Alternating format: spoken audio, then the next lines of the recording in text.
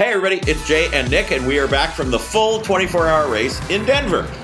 Some people love full 24s, some people hate full 24s, and some people have a workaround, and that is I'm going to enter a full 24, but somewhere around 7 o'clock, I'm going to take my car off the track, I'm going to stop racing, I'm going to put on formal wear, and have a very nice filet mignon dinner in the paddock. Because who's in a rush? In our numerous previous trips to High Plains Raceway, it's often been the case the team pitted directly across from headquarters, penalty box.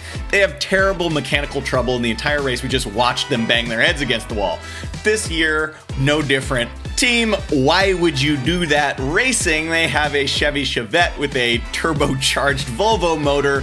For some reason, they tend to have problems. We were just watching them just do their thing. We had no idea what the deal was. They were parked right across from HQ. We had a front row seat. So we always wonder, is parking across from Penalty HQ, is that a curse, or do we only notice because we're sitting right there? I think we answered it because Planeteer Racing and their Honda, usually they park right across from HQ, and it is a disaster. This time, they were off somewhere else in the paddock. We didn't see them at all, and they were going around and around the track, and we thought, maybe it's actually a curse. Turns out, not really. Just a manual.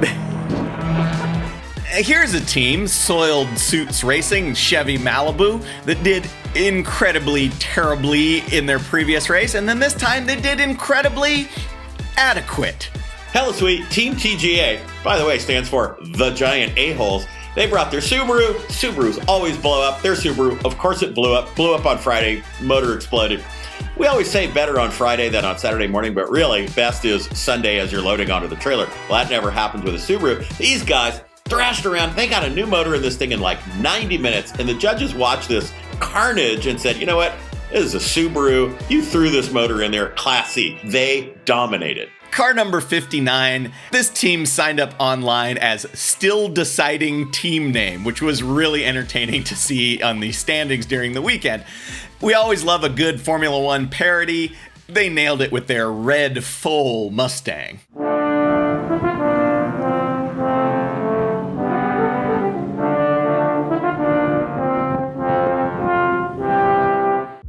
Hella sweet, Team Right of Way / My Sister's College Car, which is another great team name. They showed up years ago in the dude's sister's college car, and it was incredibly unprepared. They've kind of struggled and kind of put the car together. Anyway, it is run by the incomparably named Cash Hagadone. They dominated. They were like top 10, completely backmarkers. They now rule. We love seeing Ford Pintos at Lemons Racing. This car we were excited about, got closer, realized that's not a Pinto, that's a Mercury Bobcat. And it's not just any Bobcat, it's a Bobcat prepared by Lemons veterans Skid Steer Racing, aka the Holman Moody of Mercury Bobcat Race Prep. Hella sweet. Hella sweet are teams that keep their themes current. And what is more current right now than the Milk Crate Challenge? Savage Orchid Racing, they thought about that and they realized, well, there's some liability in the Milk Crate Challenge, so they made a miniature Stonehenge version on top of their car. That daybreak might come too soon.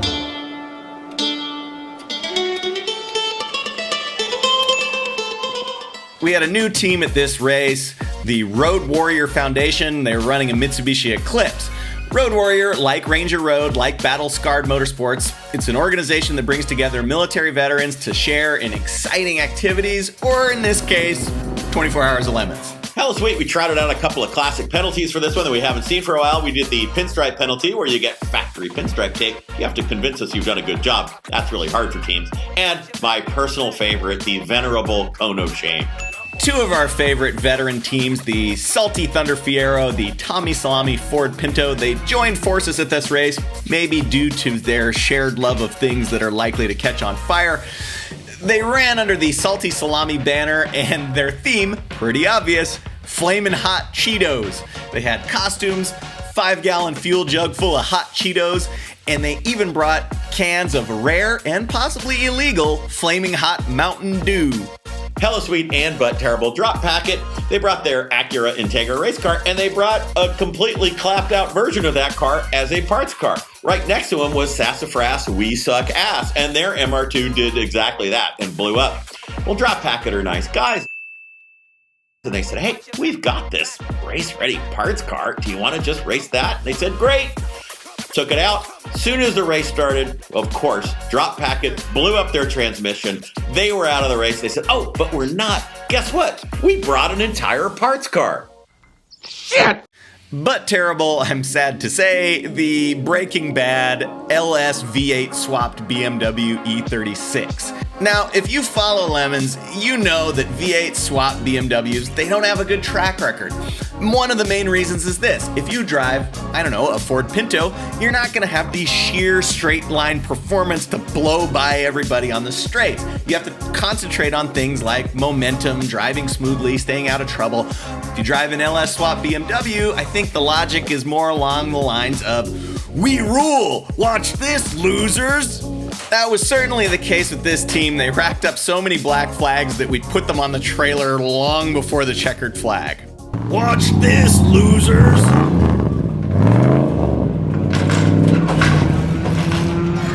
That's not as sketchy as it gets. It looked fine. All right, that takes us to the trophies. Well, the special award was the We Smoked Those Losers in the LS Swap BMW Award. Losers! And that went to Formula None, Our Lady of Perpetual Bad Decision. They brought a Honda Civic. I think it's a first-time team. They had decked it out with wackadoodle little Formula One aero things. That was great. They had a good time. But what was really remarkable was they started spewing oil, spewing water. They had chocolate mousse in their crankcase. And about 3 hours before the checkered flag, this guy came up to me and said, I got the solution. I'm going to run high-pressure oil out of our motor from the head. I've tapped into it. I'm going to have it deposit in a windshield washer reservoir under 10 pounds of pressure. That will separate the air from the oil. Some of it will drain back. The air will go somewhere else. I'm like, you go, dude. I gave this guy like 30 seconds before this whole thing exploded, caught on fire. No, ran like a train, fixed the car. Genius. They took the checkered flag. All right, the Yokohama Road Mangler Cup. As you know, if you show up on Yokohama Race Rubber, you're automatically entered in the Road Mangler Cup. We have a drawing at the end of the race. The winner gets a free set of Yokohama tires. This time, the winners were well-deserving, ran out of talent racing their Geo Metro. We've talked about this team before. This is Paul Clark, his sons Cash and Ty. They always blow up that silly little Geo, but at least this time they went home with a free set of tires. I Got Screwed went to O-Town Racing, and these guys really got screwed. They put their brand new race car in their brand new trailer, and they drove from Orlando, Florida, all the way to Denver for this 24-hour race. They got as far as Aurora, Colorado, which is like 1.5 hours from the track, spent the night. They woke up the next morning, went to the hotel parking lot, nothing there. New truck, new trailer, new race car, new tools, all gone. Well, that was pretty bad. They made it to the track anyway. They asked around. It turned out that Pizza Planet Racing had their 370,000-mile Toyota Tacoma race car, and they were happy to let them use it. So they were able to get back in the race, and they ran the wheels off that thing. They were running top 10 most of the race in a truck that is not supposed to do that. Well, eventually they cooked the brakes. Took them a while to get those parts. They did get back out on track. Even despite all that, they finished pretty well.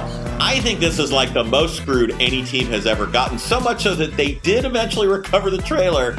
It was completely empty and the doors had been cut off. Well, shit. Heroic Fix went to Grumpy Cat Racing in their 1950 Dodge truck. We've seen this truck before. It raced in completely stock flathead 6-cylinder form.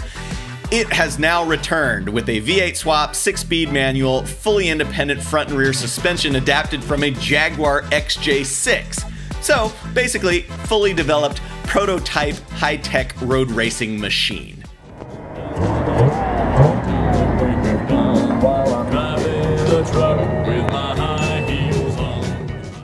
A few hours into the race, their steering column, which was adapted from some kind of Cadillac, it snapped in half. So the team went out to the junkyard to look for a replacement, at which point one of the drivers said, boy, it'd be nice to have power steering in this thing at some point. The team captain, Kevin Temmer, says, well, why not let's just convert it now? What? This truck has never had power steering, so they had to engineer the whole system from scratch, but that turned out to be fine because they quickly found in a local junkyard a 2018 Toyota Mirai hydrogen fuel cell car. What? There were many questions about how a Mirai got there. Judge Phil had a theory that it drove from California, ran out of hydrogen in Colorado. There are no hydrogen stations, so it had to be sent to the junkyard. Okay! Whatever the case, it's got a fully self-contained electric power steering system built into the column with its own computer controller, which could surely be adapted to a 1950 Dodge truck running Jaguar front suspension. Yeah!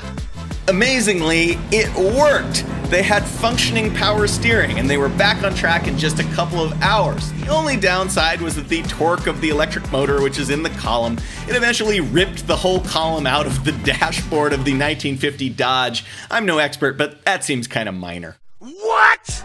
Judge's choice went to the CU Boulder team. Now they're back with 2 cars, and that is probably because the CU Boulder Club, they put out auditions for joining the Lemons team every year, and this year they got 300 students requesting to join their Lemons team. Well, gotta have a second car for that. So they showed up with one Miata, bone stock 1.6, and they showed up with another Miata, the Hot Rod Rabbit car with a Hot Ecotech motor. You can all see where this is going. The Hot Ecotech prototype, that's out there to get out to the head of the field and contend for the overall win, exhaust the competition. And the slow 1.6, that's to block, support. You know, it's very high strategy, and that's exactly how it worked out. Yes, well! In fact, predictably enough, the 1.6 Mazda Miata ran great. I mean, they were contending for top 10, top 20 a lot of the race. Thing just went around and around. The Ecotech Hot Rod, meanwhile, according to one driver, it was like sitting inside a machine gun. It wouldn't run, it wouldn't start, it wouldn't keep running. They tried to tune the ignition with tinfoil and zip ties. Weirdly, that kind of worked. So once they got it sorted out, then it was incredibly fast, right? Yes, well! Organizers' choice went to a rookie team, the Skidoo Toyota Starlet. We had 2 Starlets in this race, the super modified V6 swapped one from the gun barrel Cobras you've seen before on this channel, and this one, Skidoo, totally stock with a homemade giant drinking bird toy on the roof. Now, of course, the V6 one dominated performance-wise, and the Skidoo one was, well, it was just there to make us smile. Yes, well! Actually, the Skidoo birdmobile finished well into the top half of the overall standings, and the gun barrel V6 car blew its engine. And that takes us to the IOE The Top Award, and this went to Dirty Racers. Now, their Chevrolet S10, we have seen this truck many, many times, and it has always been incredibly terrible. Now, this is understandable with a sophisticated, complex, finely tuned racing machine like a Chevrolet S10, and everybody knows that a full 24, well, things don't get better in that situation, they always get worse. Miraculously, this time, this thing was running better than ever.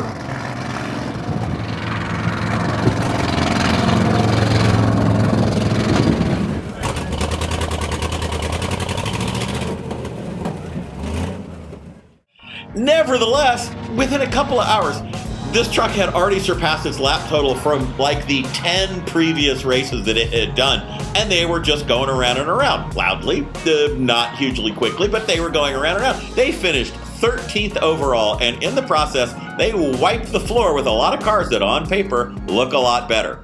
Losers! That's it. Here's Lemons in a nutshell. Children are here to make fun of me. You blew up the car now, huh? What do you guys think of this car? Dad, I think that it blew up and we just spent 3 hours in the car.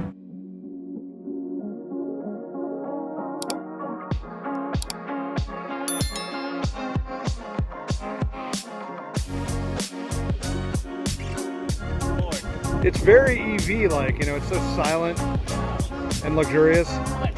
Yeah.